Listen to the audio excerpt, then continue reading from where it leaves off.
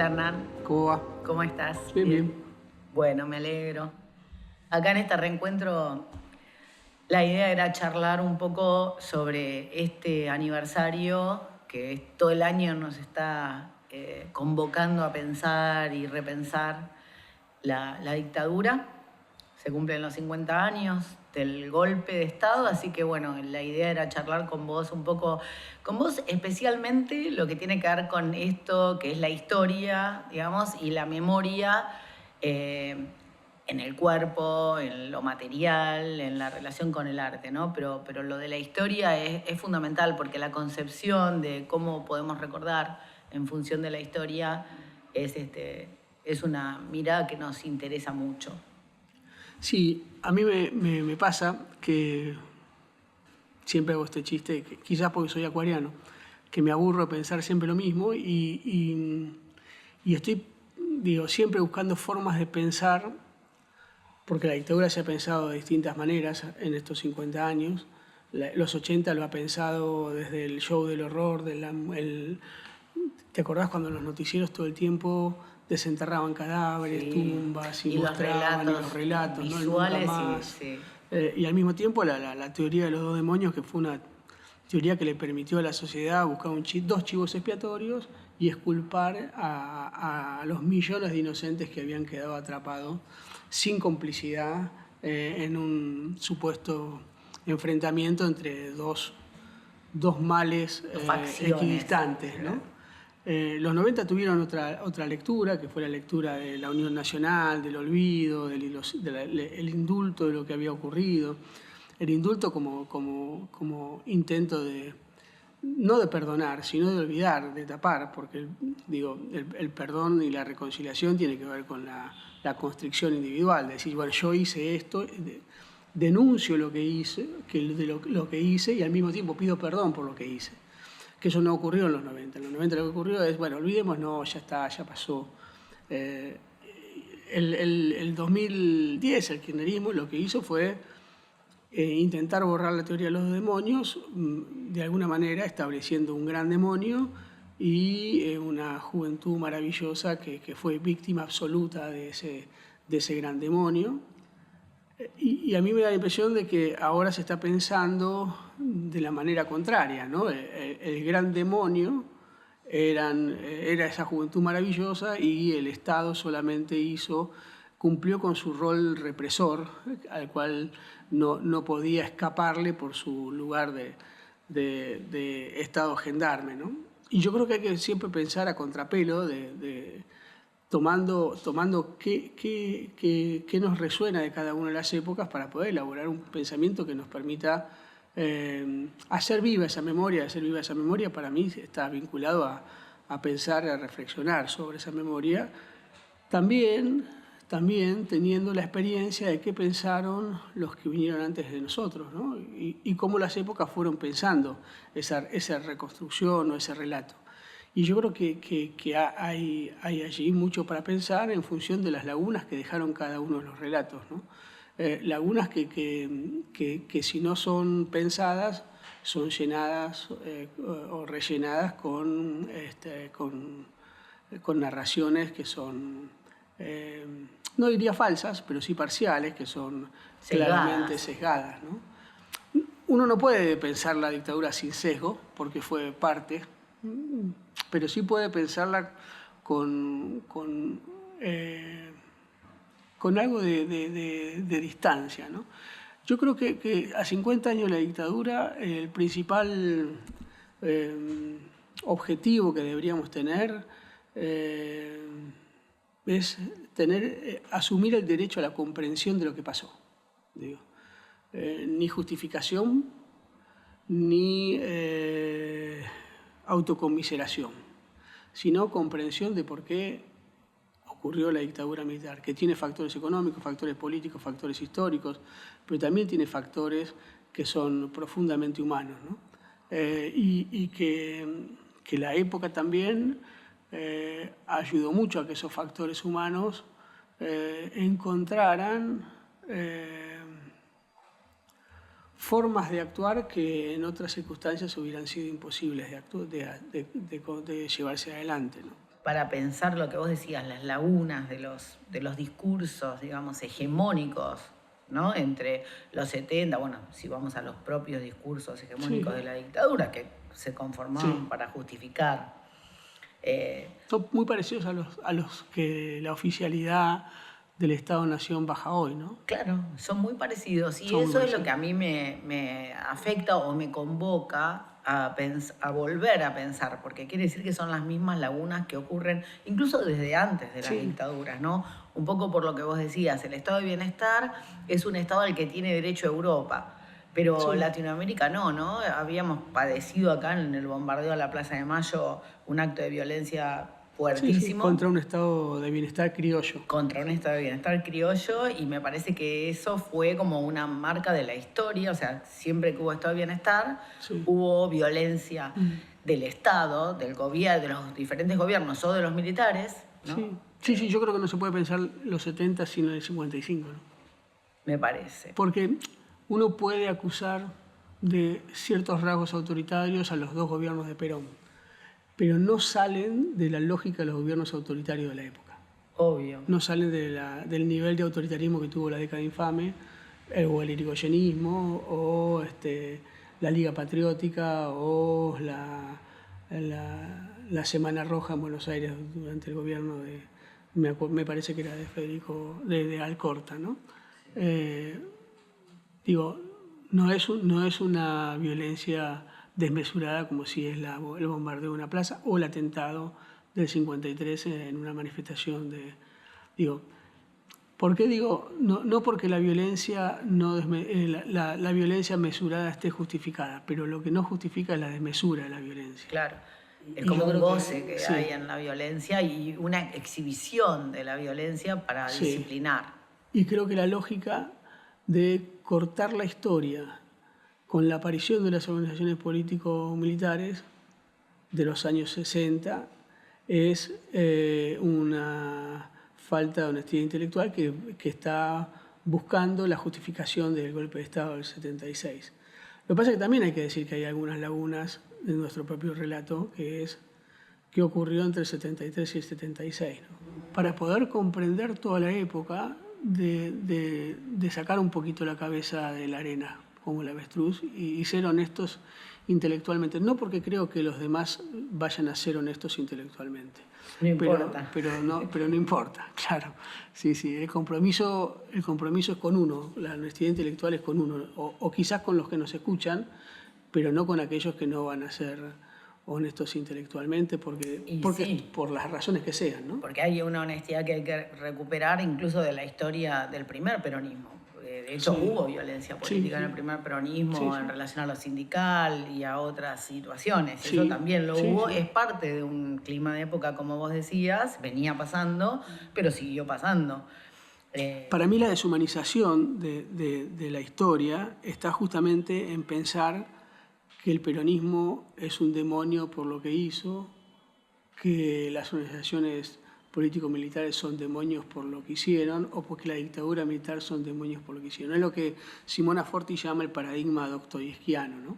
Que es la idea de que alguien hace el mal y le gusta hacerlo, ¿no? Y que por eso lo convierte en un demonio, ¿no? Y yo creo que lo que hay que recuperar para poder comprender es la humanidad de los actores en sus circunstancias. Y creo que tenemos que animarnos a pensar por qué un pibe a los 19 años decide tomar la lucha armada y por qué un pibe a los 25 años, que es la edad de un suboficial o de un oficial o de un iniciado, decide tomar una picana, ¿no? ¿Por qué? ¿Por qué un pibe de 20 a 25 años decide torturar?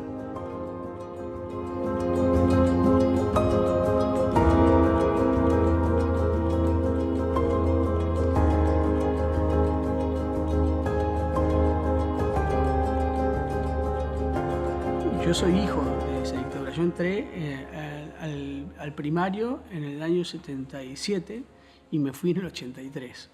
Con lo cual fui formateado de alguna manera por esa dictadura militar y lo que más me preocupa, más allá de los modelos económicos, de los modelos políticos, que hubo algunos que fueron más parecidos, menos parecidos, más profundos, menos profundos.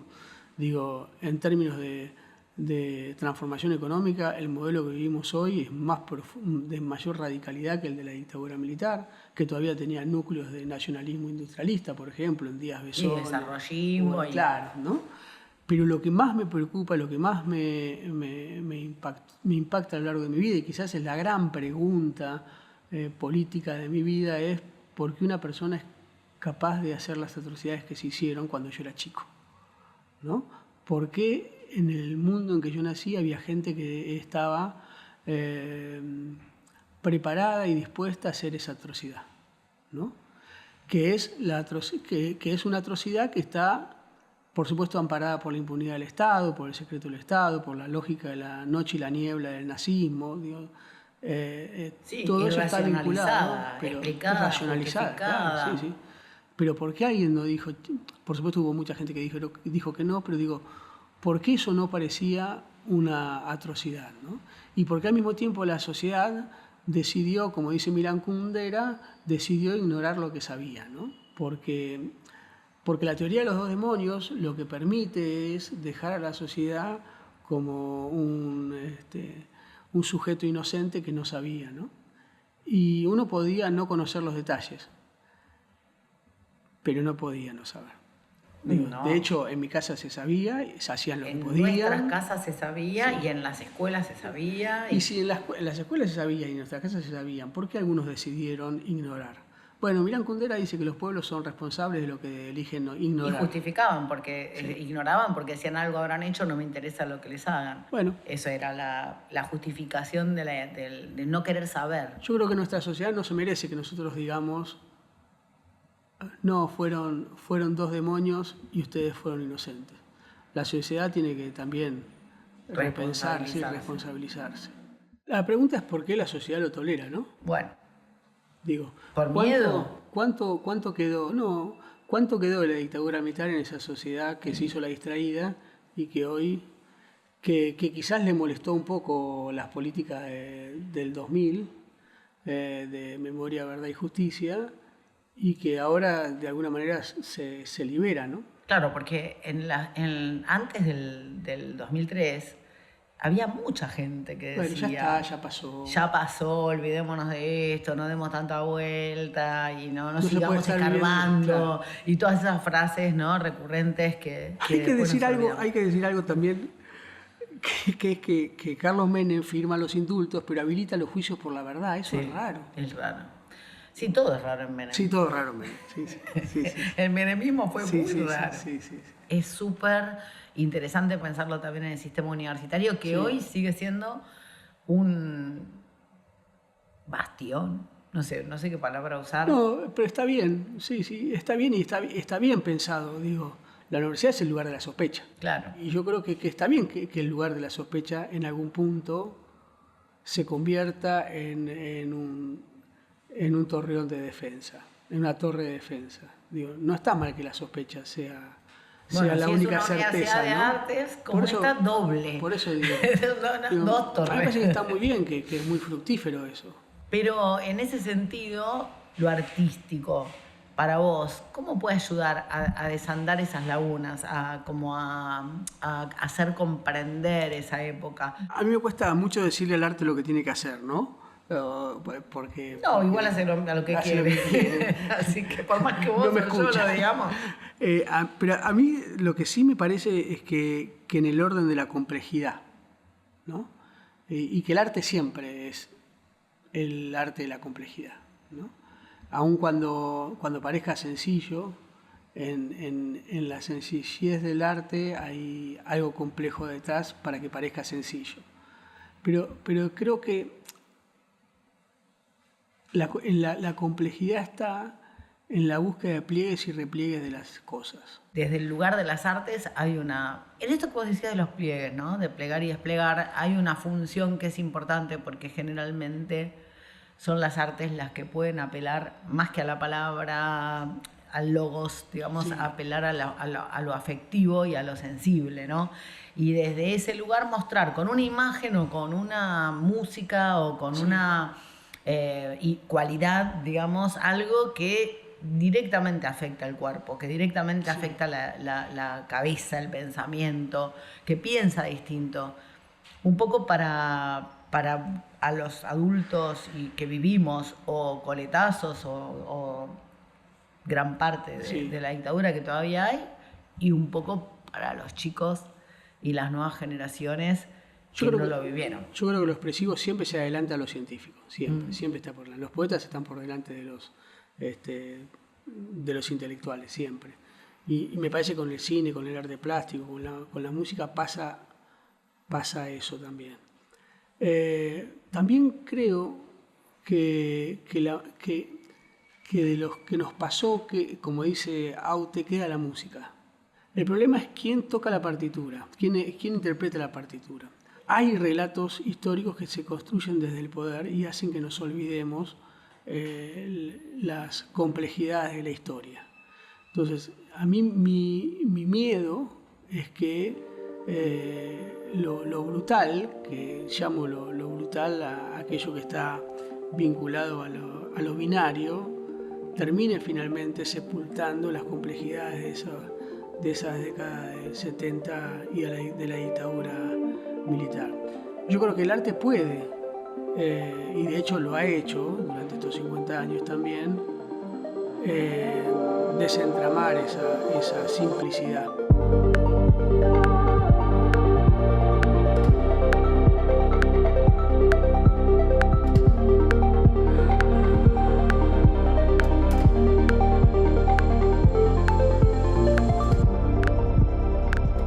Y eso me parece que también, a mí los 50 años del golpe me encuentran en un momento en que experimento mi propia iniciación a la vejez personal. Y yo creo que también en algún punto una buena conciencia es saberse no protagonista y poder dejar que sean otros los protagonistas de la reconstrucción de la historia y de la reconstrucción de una memoria que ya no vivieron esas generaciones. Pero estoy de acuerdo, pero hay un legado en eso, hay que transmitir. Sí, ahora eso es lo que iba a decir. Yo voy a estar ahí para decir lo que yo viví, pero no como voy a utilizar una palabra técnica que es, no como un viejo boludo que le dice al joven, yo lo viví y vos no sabes nada, sino solamente como un aporte, sabiendo humildemente que uno tiene algo para aportar y que ese algo para aportar es ofrecer herramientas que permitan a las nuevas generaciones comprender lo que sucedió, pero también elaborar su propia, con distancia, su propia experiencia de eso. Yo creo que es muy difícil. ¿Por qué? Porque cómo respetar el equívoco de aquellos que no vivieron lo que uno vivió, y también cómo respetar el derecho a la equivocación de aquellos que no vivieron lo que uno vivió. Uh-huh. Y ahí hay algo de cuidado, hay algo de ternura, pero también hay algo de responsabilidad por la verdad. Sí, a mí me parece que hay un papel fundamental en la educación, en las escuelas. ¿Qué hay en las escuelas públicas? Hay un retomar en imágenes, bueno, lo que nos dejan las madres, que retomamos nosotros como intervenciones, imágenes, perfos, no sé, carteles. Ayer estaba en una reunión y veía los carteles de Juicio y Castigo, por ejemplo. Hay mucho de lo visual que está todavía en la ciudad y yo creo que eso de alguna manera, tanto en las escuelas como en los museos, como en las universidades, tiene que volver a aparecer como algo que sigue pasando, ¿no? Porque es eso en realidad, ¿no? No somos protagonistas, somos parte de una historia que nos sigue pasando. Esto que también decías vos de relatos parciales, también hay que ver lo que la sociedad pudo ir construyendo de esas lagunas a lo largo del tiempo y cuáles son las que faltan. Tal vez lo hagan los más jóvenes porque son quienes están menos atravesados, los que pueden hablarlo con más distancia, pero les tiene que llegar, les tiene que tienen que saber por lo menos que eso pasó. Yo creo que de todas maneras esas cosas quedan guardadas en la memoria.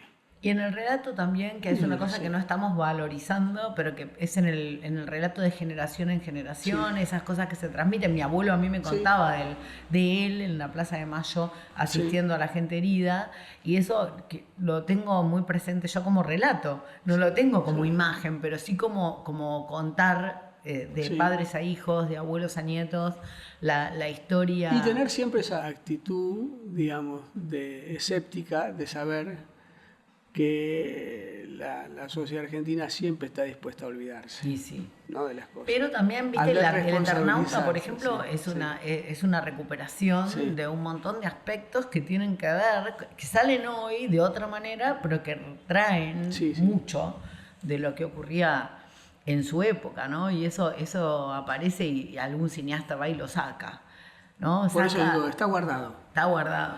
Está guardado, y está bien que los guardianes de ese pasado estemos todo el tiempo no poniéndole candado, sino al contrario. Claro, expresando. Ayudando a recordar, expresando, ¿no? Digo, me parece que es un poco ese el rol de los que la dictadura militar nos marcó la vida. Bueno, y están los nietos y están los bisnietos, ojo que eso que sigue pasando, Milo, ¿no? Y otros lo expresan desde otro lugar, pero lo saben porque les pasó a sus padres o a sus abuelos o a sus bisabuelos.